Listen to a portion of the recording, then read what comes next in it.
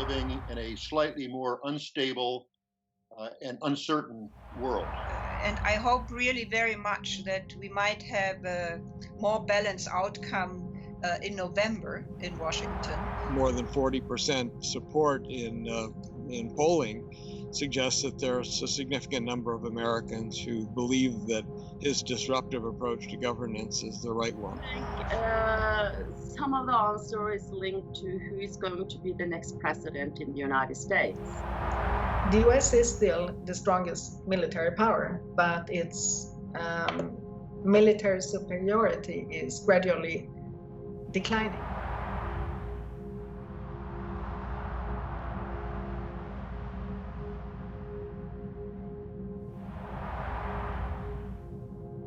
I think there are many, many more questions than answers, but I think you have identified the fact that it is an incredible transitional moment for the United States, for the Transatlantic Alliance, for Europe, and for the world. And I don't think that anything of this magnitude has been seen since the Second World War.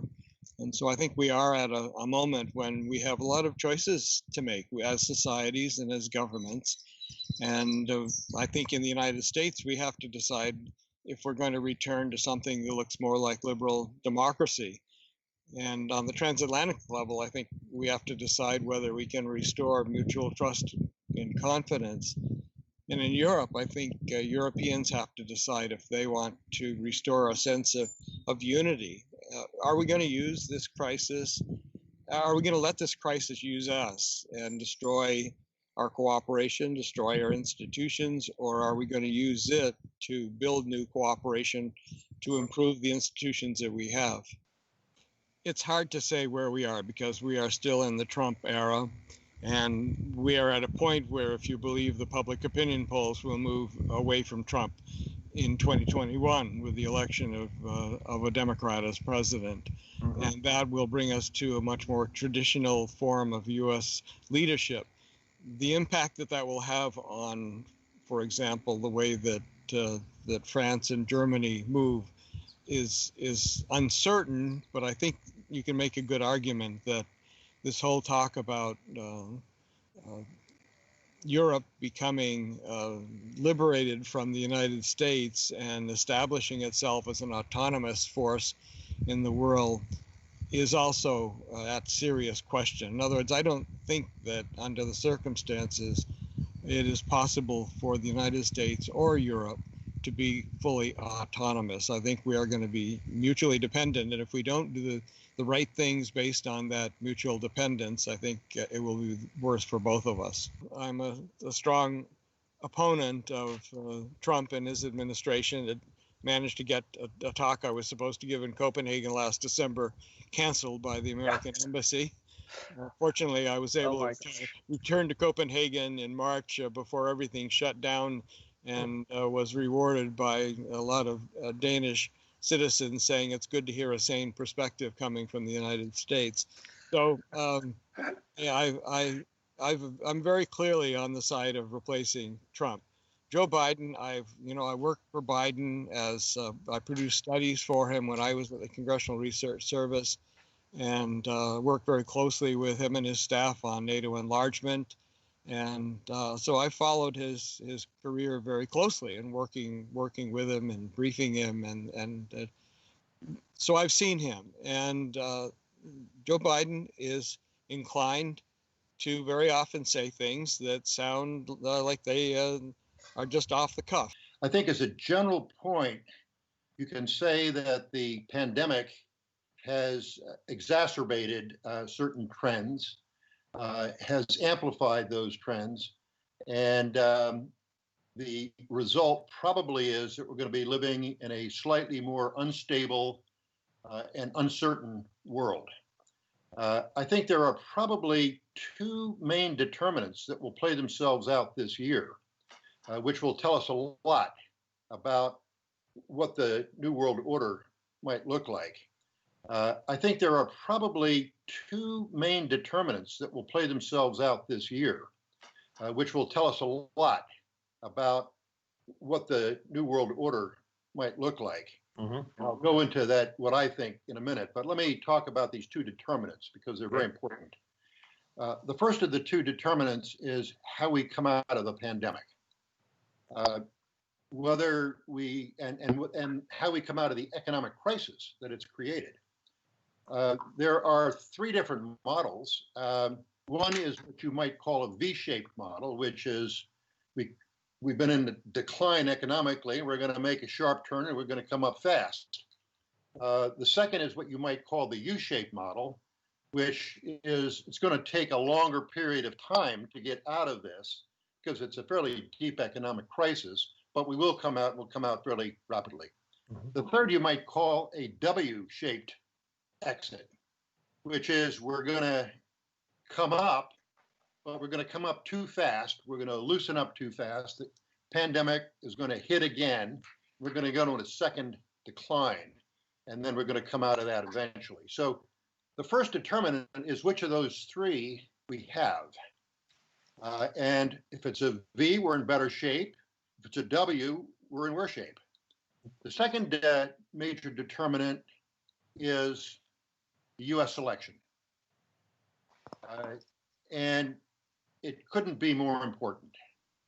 Right now, we have Vice President Biden with a small lead in the public opinion polls.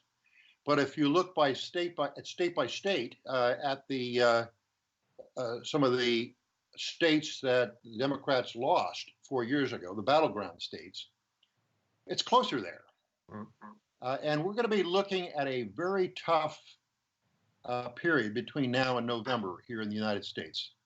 It's highly polarizing. It's bare knuckles competition in the political arena with accusations going back and forth.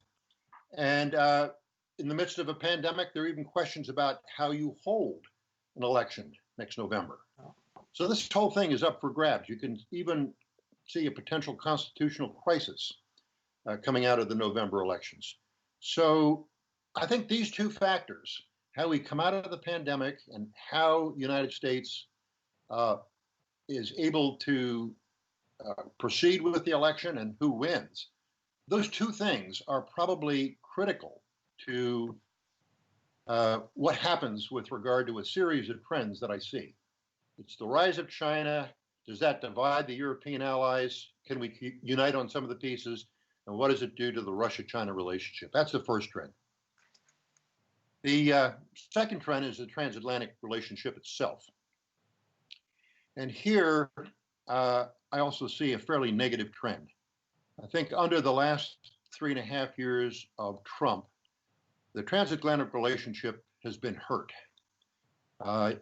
President Trump has taken on NATO, he's taken on the EU, he's taken on a number of policies where he has dramatically different opinions from mainstream Europe, climate change, the INF Treaty, the Iran nuclear deal. So there are a number of these. And that all was there before the pandemic. Yeah. Now that's been amplified. I think the pandemic has created some new issues. His efforts to try to buy up companies that produce vaccines in Europe. His announcing before consulting with our European allies on the travel ban. It was probably the right thing to do, but he should have consulted. And there are a number of other things like that. The abrogation of open skies recently that have now, in this pandemic, made it worse. That fissure in the transatlantic relationship. The third general trend that I see, which is also troubling and I think a bit exacerbated by the pandemic, is the rise of populism, the rise of authoritarian government. Somewhat related to the first trend, but this is broader. We see it in Europe. We see it in Poland. We see it in Hungary. We see it in Turkey. We see it in Brazil, in Latin America, et cetera. And it's a troubling trend because it sort of plays into the Russian and the Chinese narrative. And I could see that getting worse. It's already gotten worse because of the pandemic. Because to control the pandemic, you have to take some firm steps. But these a lot of governments have taken advantage of that. So I think that third trend, the trend towards populism and authoritarian rule, has gotten worse. And the fourth trend, which is also eroded, is the erosion of, call it, post-war global institutions, many of which were created by the United States, and now we're pulling out of them.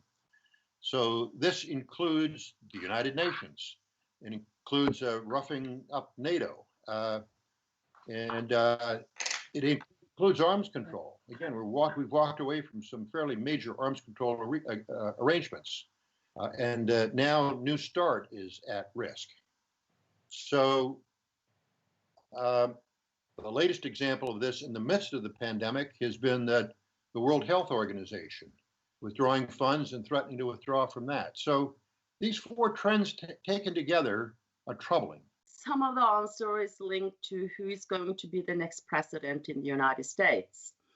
But on the other hand, China's rise has been there for the last 20 years. Mm-hmm. And ever since Xi Jinping came to power 10 years ago, or in 2012, 2013, he has obviously different goals than his predecessors.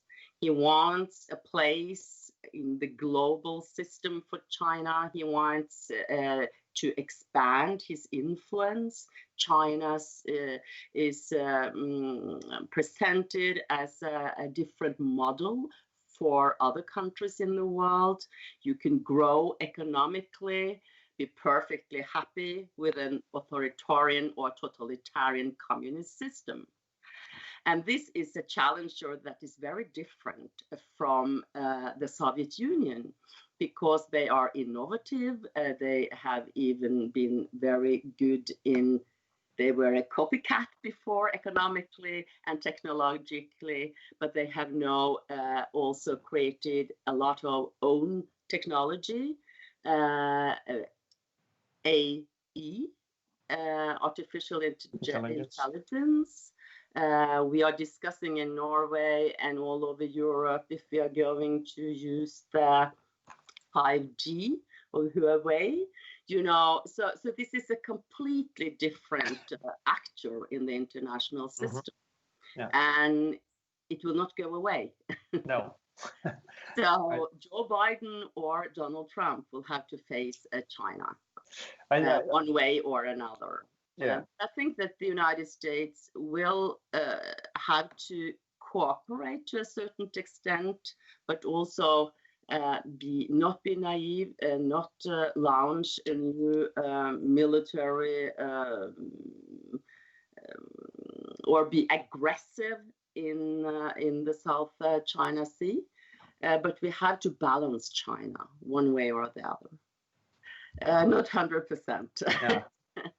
I think that persons can color how the developments will be. They can make some nuances to a historic development. But I totally agree that this is structural. And we have seen it coming many years. But we have also thought for a long time that China will become like us. But I think definitely COVID-19 and the last years has shown that China will not become like us. Mm. They have their own model. And I think that we are discussing globalization, the economic measures we can take.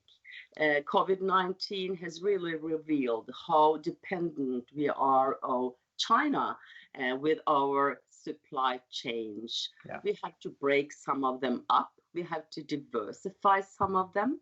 We have to discuss in real terms that we have to be self-sufficient in strategic key commodities, either in a European context or as a national state. And we have to discuss how we can make globalization work for all countries and all groups inside countries. Because to be honest, the globalization has been positive for a little elite in our countries, and some have fallen out. That's probably why Trump was elected, why we had Brexit, why we have populists questioning our serious parties as a challenge in all our societies. So we should maybe not discuss it like, should we deglobalize or not? It's not a binary phenomenon. It's the pace and the speed has maybe been too fast, and the gains have gone in one direction, to China. But we should, to a certain extent, adjust it because we all are dependent on global trade. Well, I think there is, again, as I've said several times now, we've seen these trends for quite some time. The US focusing on China, on Asia, and Europe perhaps feeling neglected or abandoned in some sense. The US is still the strongest military power, but its military superiority is gradually declining because China is investing very heavily in its military and strength and really going out into the world in a way that we haven't seen before. So both China and Russia are very aggressive and assertive. I don't know about the Cold War, and I don't know what will be the impact of the coronavirus on this. The US and the West has one great advantage, and that is sort of the ideological advantage, that everybody at least used to want to come to the US, and there's the democracy and the ideological components of the Western security system. The only way that China can increase its presence is really by pressure. So these are two different kinds of systems, and I think that one effect of one possible scenario of the post-pandemic world might be that there's a reaction that China has really gone too far. That is, it's being too blunt, and Hong Kong is a very good example. That this will lead to a reaction and a response, and perhaps also in that sense strengthening the Western cohesion in a way. The world has really, it's become clear to the world what China is up to, in a way that might not have been the case before. So yes, perhaps a Cold War, but I'm not sure that China has come out of this stronger in the international community than before. Do you see it differently? Well, as you probably also read the interesting articles of Richard Haas and Bob Zoellick, why the United States should not go to a Cold War with China, and I fully share their arguments. The situation between the United States and China, of course, deteriorated before the coronavirus. And I think now it's getting worse, but it will get nowhere because, unfortunately, this policy of Donald Trump, of America First, proved in this tragic pandemic situation that the United States did worse than China to tackle it. Mm-hmm. And I feel very, very sorry because not only of all my friends in the United States, but again, as a staunch Atlanticist, I want the United States to be and remain a strategic diplomatic player, a very strong diplomatic player in the world, and to counterbalance China and Russia, but also cooperate with China and Russia. Because again, as a realist, I don't believe that we can ask for more than for a peaceful coexistence of the three. Going to the discussion about the liberal order and the end of the liberal order, or the end of the West and the Westlessness, as this was a big debate at the Munich Security Conference. No, I don't think we have the end of the West, or we are Westlessness. We lost maybe our moral compass in the West, but our values are there. And I think we are also ready to preserve them. What I think we should not try to do is to try to impose our values to anybody else. I think they are strong enough, and everybody can see them, but we also have to live up to them, not only by lip service, but also by proving it. For the time being, I'm very concerned. Going back to your question, I'm very concerned that the present U.S. administration might use the virus to coin it as a Chinese virus, and to use this also in the debates, in the coming debates for the election debates. So I think this will be very unfortunate, and I hope really very much that we might have a more balanced outcome in November in Washington. And it breaks my heart. It breaks my heart because I have studied in this country, I have lived in this country, I have so many friends in this country, I'm back and forth in New York, and from a personal level, it breaks my heart. From a political perspective, I worry a lot, because it's getting extreme, the division of the country. It looks like the Civil War, but the difference is at that time you had Abraham Lincoln, and now you have Donald Trump. So what the U.S. is missing is a Abraham Lincoln, right. And I don't see any Abraham Lincoln right now in the United States. I also don't see him in the Democratic Party. I really, really hope that this will not get even more extreme till November.